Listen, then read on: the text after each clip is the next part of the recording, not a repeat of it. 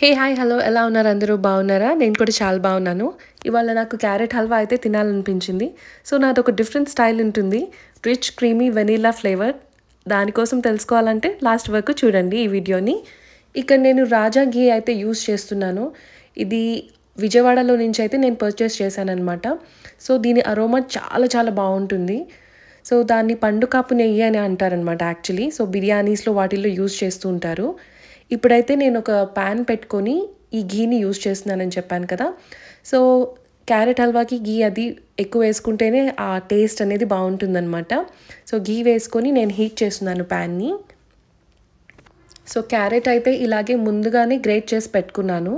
So ఘీ అంతా heat అయ్యాక ఆ క్యారెట్ ఏదైతే ఉందో గ్రేటెడ్ క్యారెట్ని సో ప్యాన్లోకి అయితే ట్రాన్స్ఫర్ చేసుకోవాలి. ట్రాన్స్ఫర్ చేసుకొని సో దాన్ని కొంచెం కొంచెంగా మిక్స్ చేస్తూ ఉండాలి.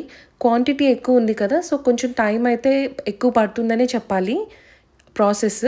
సో స్లోగానే మిక్స్ చేసుకోండి అండ్ లిడ్ క్లోజ్ చేసేసి అయితే పెట్టండి. సో దట్ ఆ స్టీమ్తో కూడా క్యారెట్ అనేది కుక్ అవుతూ ఉంటుందన్నమాట. నేను లో టు మీడియం ఫ్లేమ్లోనే పెట్టుకుంటాను. సో దట్ అంతా కూడా బాగా కుక్ అవుతుంది అని చెప్పేసి. నెసెసిటీని బట్టి మీరు ఘీ యాడ్ చేసుకుంటూ ఉండొచ్చు, మీకు ఎంత క్వాంటిటీ కావాలి అనేది. సో మీరు తీసుకున్న క్యారెట్ క్వాంటిటీని బట్టి ఉంటుందన్నమాట. నేను ఇట్లా తినాలనిపించిన ప్రతిసారి కూడా ఇట్లాగా కొంచెం బల్క్గా చేసేసుకొని ఫ్రిడ్జ్లో స్టోర్ చేసుకుంటూ ఉంటాను. సో దట్ నాకు డెజర్ట్ క్రేవింగ్స్ వచ్చినప్పుడల్లా కొంచెం కొంచెం బౌల్లో వేసుకొని తింటూ ఉంటాను. సాగర్కి కూడా చాలా చాలా ఫేవరెట్ ఇది క్యారెట్ హల్వా. సాహత్ అయితే అసలు తినడు క్యారెట్ హల్వా ఎప్పుడు కూడాను. బయట పర్చేస్ చేసేవి మేబీ కోవా అవి యాడ్ చేస్తారనుకుంటా. సో నేను కోవా అయితే యాడ్ చేయట్లేదు ఆ క్రీమీనెస్ కోసము. కొంతమంది ఏమో డ్రైగానే ప్రిఫర్ చేస్తారు. మా సిస్టర్ అలాగా డ్రైగా ప్రిఫర్ చేస్తుంది. తను కుక్ చేస్తే కనుక క్యారెట్ షుడ్ బి డ్రై, అంతే డ్రై క్యారెట్ హల్వానే తింటారు. వాళ్ళు ఇలా వెట్ లాగా కన్సిస్టెన్సీ ఉండకూడదు అంటుంటారు. బట్ నాకైతే నా స్టైల్ అయితే ఇదే. ఇప్పుడు ఈ వెట్ క్రీమీ టెక్స్చర్ రావడానికైతే నేను దీంట్లో కొంచెం మిల్క్ అయితే యాడ్ చేసుకుంటున్నాను. ఫ్రేమ్ కొంచెం ఇగ్నోర్ చేసుకోండి బికాజ్ ఐ డోంట్ నో, నేను కరెక్ట్గానే తీసాను, మరి అది ఎందుకో అటు ఇటు అయింది, కొంచెం ఫ్రేమ్ అయితే డిస్టర్బ్ అయిపోయింది. నేను తర్వాత రియలైజ్ అయ్యాను, ఎడిట్ చేస్తున్నప్పుడు అయితే నాకు తెలిసింది like some problem with the frame అనేసి. కొన్ని కొన్ని క్లిప్స్ అయితే బాగానే వచ్చాయి, కొన్ని కొన్ని క్లిప్స్ ఏంటో ఇట్లాగా షార్ట్ టైప్లో అయితే వచ్చేసాయి. నేను క్యాన్వాస్ కూడా చూశాను but I don't know why. So ఇక్కడైతే మిల్క్ వేసాం కదా, సో అది మెల్లిగా కుక్ అవుతుంది అనమాట. సో నాకు దీనికి ఒక 20 to 25 minutes పట్టిందని చెప్పచ్చు. సో ఆ మిల్క్ వేసుకుంటే ఆ కలర్ కానీ ఆ రిచ్నెస్ అనేది చాలా చాలా డిఫరెంట్గా ఉంటుంది. ఇక్కడ నేను 1/2 cup షుగర్ అయితే తీసుకున్నాను. సో నేను తక్కువే తింటాను, ఐ మీన్ షుగర్ స్వీట్స్లో అయితే నాకు మైల్డ్గా స్వీట్నెస్ ఉంటే సరిపోతుంది. మరీ ఎక్కువ ఉంటే నాకు కొంచెం డిజీనెస్ టైప్లో ఉంటుందన్నమాట షుగర్ ఎక్కువ తిన్నానంటే. సో అందుకే మైల్డ్గానే ఉంచుకుంటాను. ఆ క్వాంటిటీకి అది ఎగ్జాక్ట్గానే ఉంది.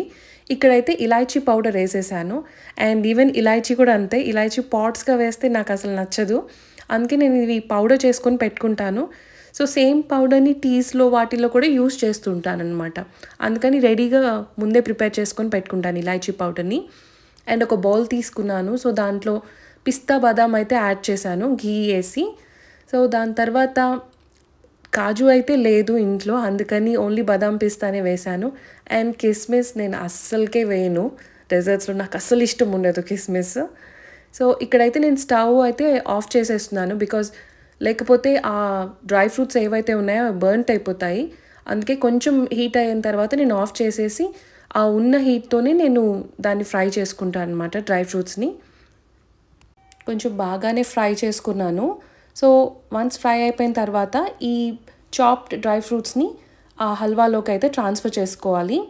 ఫ్యూ చాప్డ్ డ్రై ఫ్రూట్స్ అయితే నేను పక్కన పెట్టుకున్నాను లాస్ట్లో గార్నిష్ చేయడానికి కోసం అని. కాసేపు అయితే మళ్ళీ మిక్స్ చేసి ఫ్రై చేసుకుంటున్నాను హల్వాని. ఇక్కడైతే ఇది కాశ్మీరీ కేసర్ అనమాట. ఇది యాక్చువల్గా కాశ్మీర్ నుంచే తెప్పించాము. మేము డ్రై ఫ్రూట్స్ అన్నీ కూడా కాశ్మీర్ నుంచే తెప్పించుకుంటాము. So Sagar few years back Kashmir అయితే వెళ్ళారు.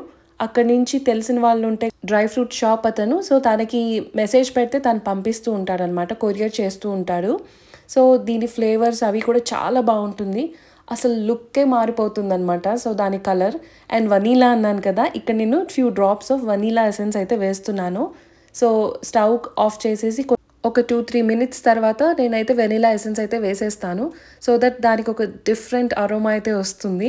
ఇక్కడైతే ఒక చిన్న బౌల్లోకి ట్రాన్స్ఫర్ చేసేసుకున్నాను హల్వాని అండ్ డ్రై ఫ్రూట్స్తో గార్నిష్ అయితే చేసేసుకున్నాను. So that's about it. ఇంకొక వీడియోతో మీ ముందుంటాను. Till then take care, bye.